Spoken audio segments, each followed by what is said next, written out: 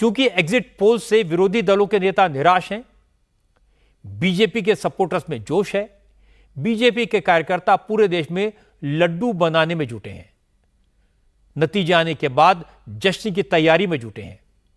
दूसरी तरफ विरोधी दलों के नेताओं में खलबली है, सब के सब एग्जिट पोल्स के नतीजों को कोसने में लगे हैं। कांग्रेस ने अपने कार्यकर्ताओं से कहा कि वो अपने अपने इलाकों के काउंटिंग सेंटर पर पहुंचे, कोई गड़बड़ी दिखे तो वीडियो बनाकर पार्टी हेडक्वार्टर भेजें, मैसेज के जानकारी दें। दिल्ली से लेकर मुंबई, कोलकाता, पटना और लखनऊ तक एग्जिट पोल के नतीजों का असर दिखाई दे रहा है। आज अखिलेश यादव ने प्रेस कॉन्फ्रेंस करके बीजेपी के ऊपर तमाम आरोप लगाए। अखिलेश यादव ने कहा कि एग्जिट पोल दिखाकर बीजेपी साजिश रच रही है कि जब नतीजे उसके खिलाफ आने लगे तो काउंटिंग धीमी कर दी जाए। अखिलेश ने कहा उनके पास पूरा डेटा है, उन्होंने खुद एग्जिट पोल कराया है जिसमें यूपी में सबसे ज्यादा सीटें उनका अलायंस जीत रहा है।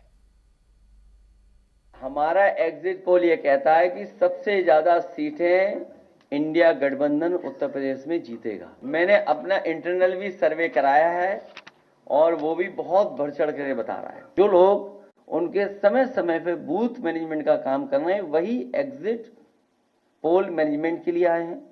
वो माहौल बना रहे हैं, विपक्ष के लोगों को डराना चाहते हैं।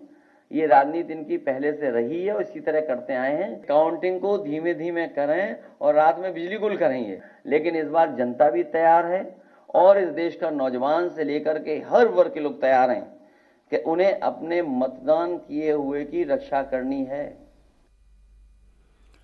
अखिलेश यादव का एग्जिट पोल सही है और सारे के सारे टीवी चैनल के एग्जिट पोल गलत है। दिल्ली में आम आदमी पार्टी के सांसद संजय सिंह ने भी बात की।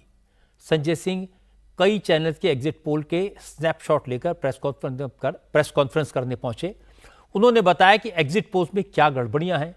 संजय सिंह ने कहा कि पहले भी एग्जिट पोल गलत साबित हुए हैं, इस बार भी गलत ही साबित होंगे। ये कहां तैयार हुआ है भाई एग्जिट पोल?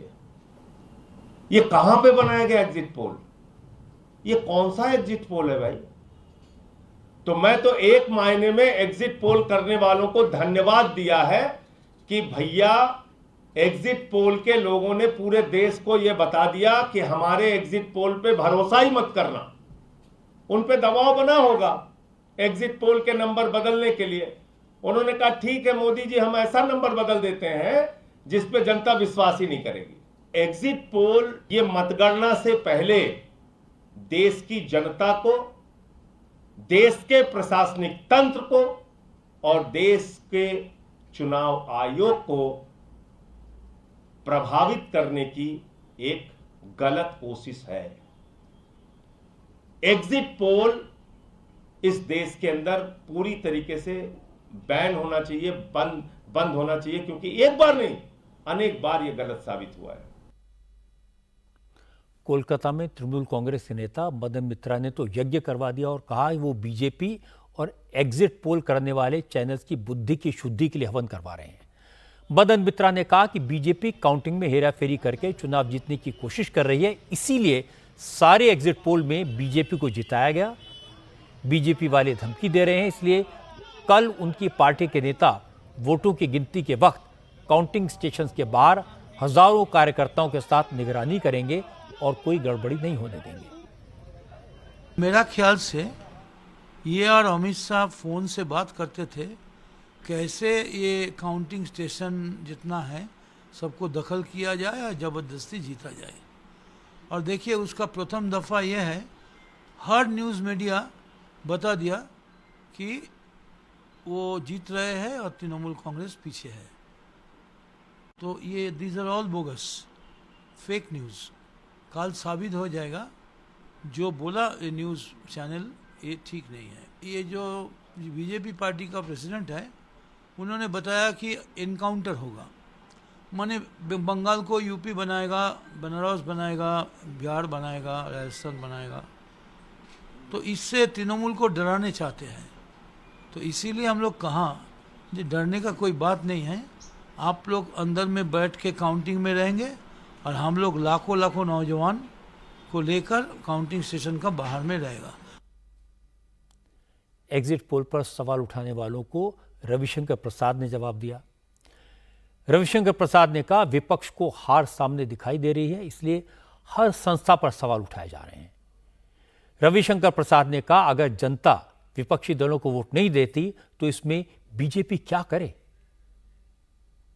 जबरदस्त हार होने वाली है इस इंडिया गठबंधन की।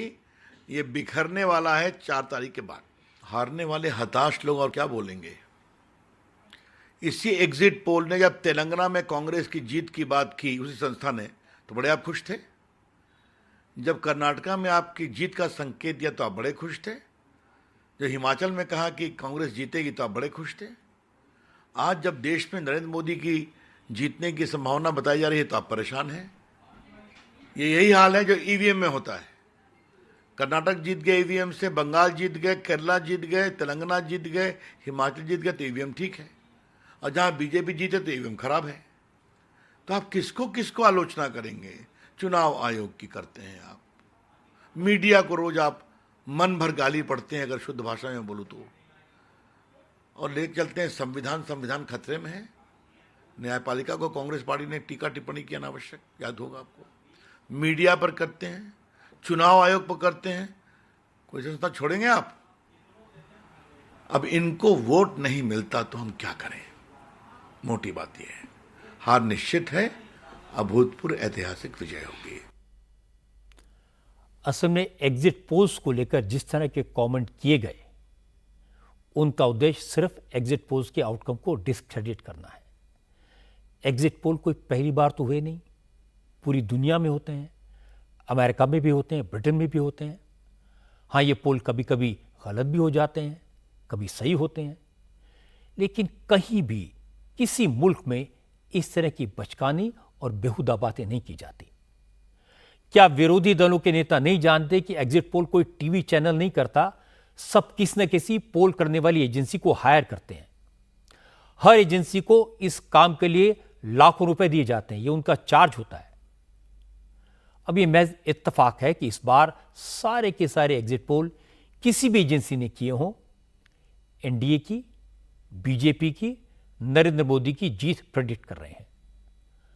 अब इनके लिए यह कहना कि एग्जिट पोल बीजेपी के दफ्तर में तैयार हुए गलत है, दुर्भाग्यपूर्ण है। और मजे की बात यह कि आरोप लगाने वाले अपने दफ्तर में तैयार किए गए पोल का अनाउंसमेंट कर रहे हैं, अपने लिए 295 सीटें जीतने का दावा कर रहे हैं। क्या कोई एग्जिट पोल करने वाली सारी की सारी एजेंसीज को प्रभावित कर सकता है? मुझे नहीं लगता कि इस देश में किसी के पास इतनी ताकत है। इसीलिए इस तरह के सारे इल्जाम बेमानी हैं, सिर्फ आने वाली हार का ठीकरा मीडिया पर फोड़ने की एक एडवांस कोशिश है।